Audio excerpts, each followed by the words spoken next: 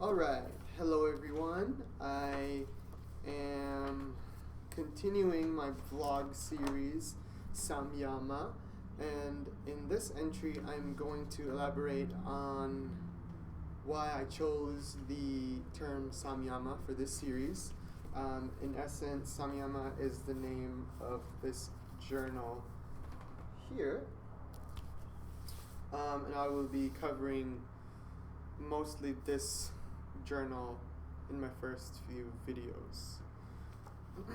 So also I apologize for the poor video quality. I'm away from the house this weekend at my friend Monica's, and I forgot to pack the charger for my Canon camera, so you're getting my laptop camera right now.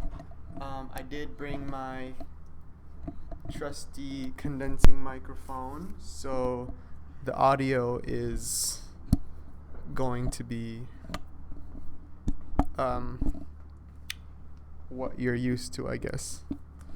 So this entry is all about tuning the mind in meditation, and the word tuning there is really the key in this.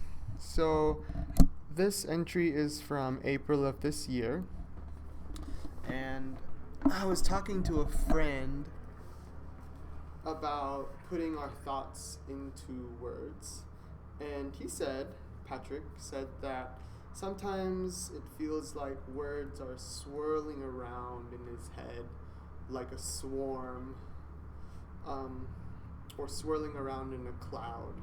So he says phrases, ideas, pictures, all of these are bouncing around, and the ones that fit when you hit on something, a thought to pursue, they're kind of magnetically sucked into place, and you can put those thoughts into words. Right? So this imagery was similar to my experience or my headspace as I was transitioning.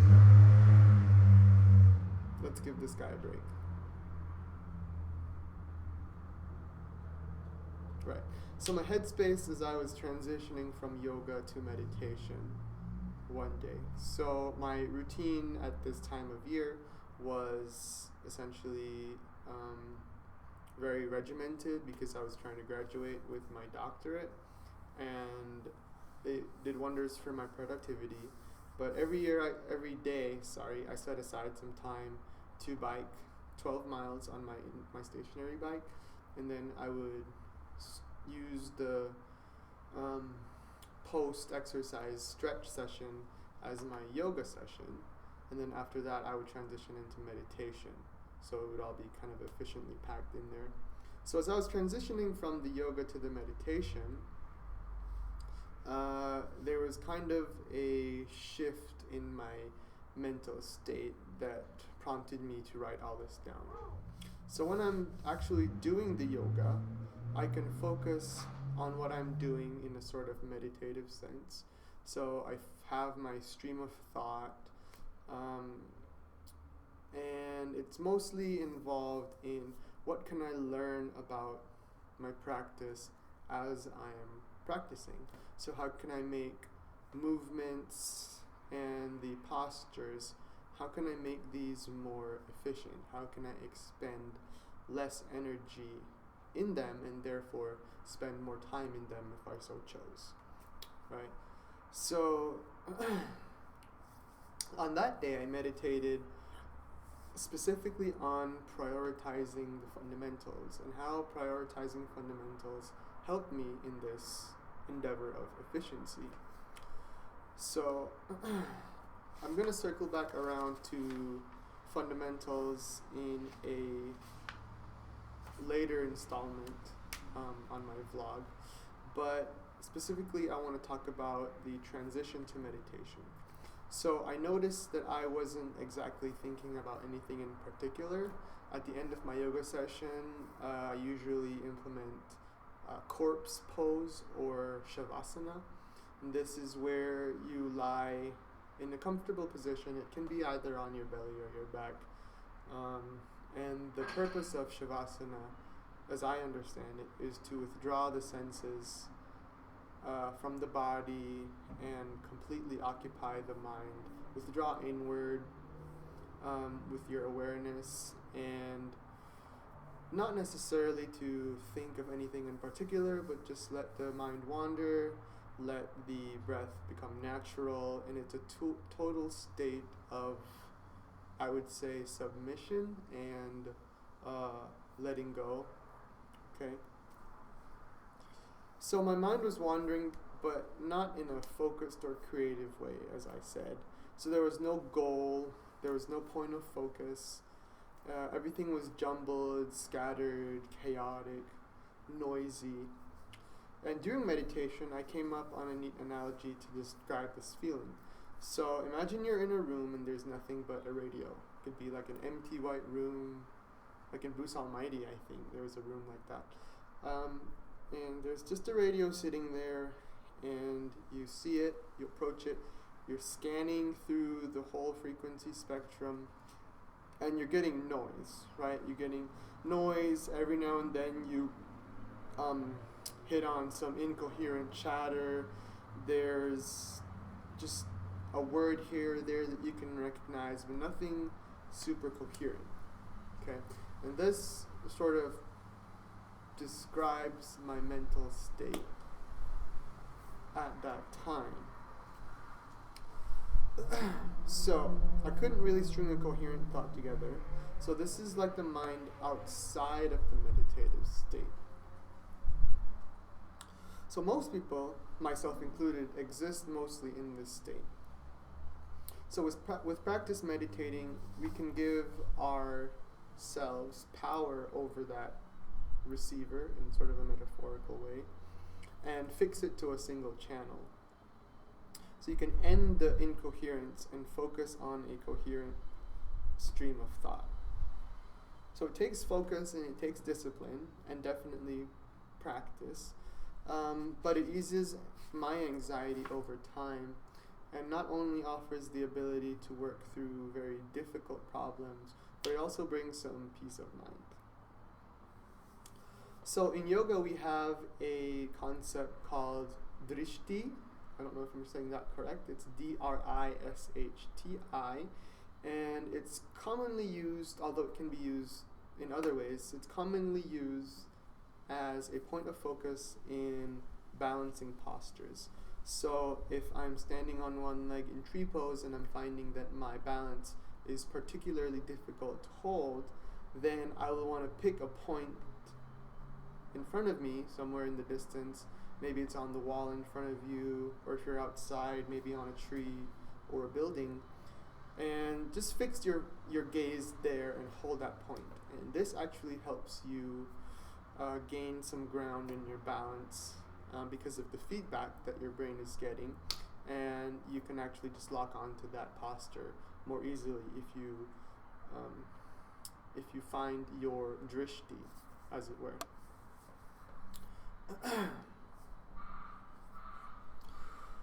So many yogis apply this point of focus concept when meditating. So it's very similar to have a mental point of focus when meditating. Sometimes yogis say focus on the tip of your nose or the point between your eyebrows. It's obviously you can't see between your eyebrows, so you're meant to just fix your mind there. This is where your awareness is. And instead of having an external drishti, it's more of an internal point of focus. Okay, so the deeper meaning behind this drishti heuristic is that the mind is to be brought into focus. All right.